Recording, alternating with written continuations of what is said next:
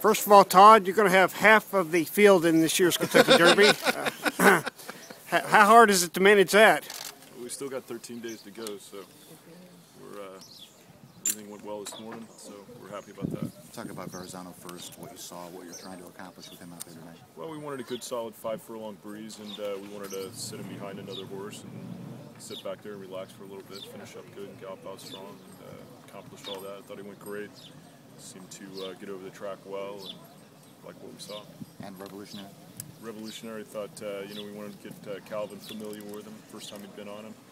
Thought, we're looking for a little less from him, but went a good half, finished up well. Loved the way he galloped out. Calvin was real happy with him, so accomplished what we wanted to there as well. Why Calvin for Revolutionary, and your thoughts about his talents? Well, Calvin is a terrific rider, and he's obviously even at his best, at Churchill Downs, it seems, with the success we had with Super Saver, it seemed like a no-brainer to me to go to Calvin, and love the way he got along with the horse this morning, and we're excited about it.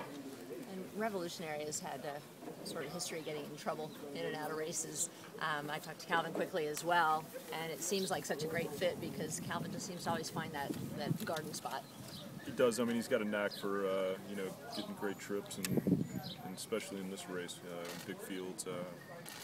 So yeah, I thought he got along with him really well, and we'll hope he can work out one of those magical trips he's gotten before. And what about Verrazano? A lot of people, kind of maybe questioning the mile and a quarter. None of them have done it, but he just looks like he's a very relaxed horse. He is, for a horse that has a lot of natural speed. He's relaxed about it. He'll give it to you when you ask for it. I think that's going to help him get the distance.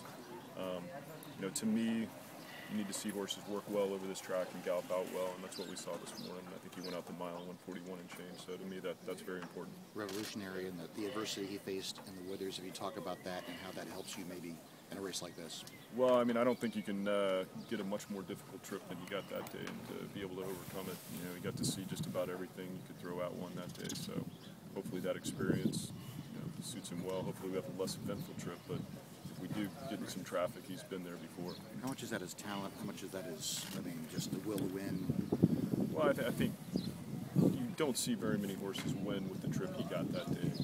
And so you got to have a little bit of everything to overcome that. You got to have the talent to overcome it, but you also have to, have something to draw back on and fight your way through it. Some courage to overcome some of that stuff. Getting to some of the other horses, are we going to see a Todd Pletcher six-pack? I don't know. We just winning costs seem to come out of the Lexington well. I haven't even had a chance to talk to the owners about it, but we'll see. And what about Overanalyze and Charming Kitten and Palace Malice? All three of them galloped really well this morning. Everything's on schedule for a breeze a week from today, so we're happy with all of it. You talk about managing this many, obviously you have a new stable anyway, but to manage this many horses getting to this point, how difficult is that for people who don't really understand it? It's got to be difficult just managing where they're going to go to stay away from each other, so to speak. Well, I think sometimes it's an advantage when you have a few of them that you can pick out the spots, and you try to match up the horses to the tracks that you think they'll be successful on. You take Winning Cause, for example. He broke his main in England last year, so it was logical to come back here. With Revolutionary, because of the trip he had in the Withers, we felt like the fairgrounds would suit him well with the long stretch there. Sometimes you get lucky and you guess right, and sometimes you don't. But this year, especially with the final round preps, we were pretty fortunate. It looks like we landed most of the right spots. It's hard to get one Derby horse. How have you ended up maybe having as many as six? Well, last summer at Saratoga, we had a very successful season with our 2-year-olds. And 2-year-olds turned into 3-year-olds, so you got to be fortunate and have them stay healthy. That's the challenge all the time. Will continue to be the challenge for the next 13 days, but.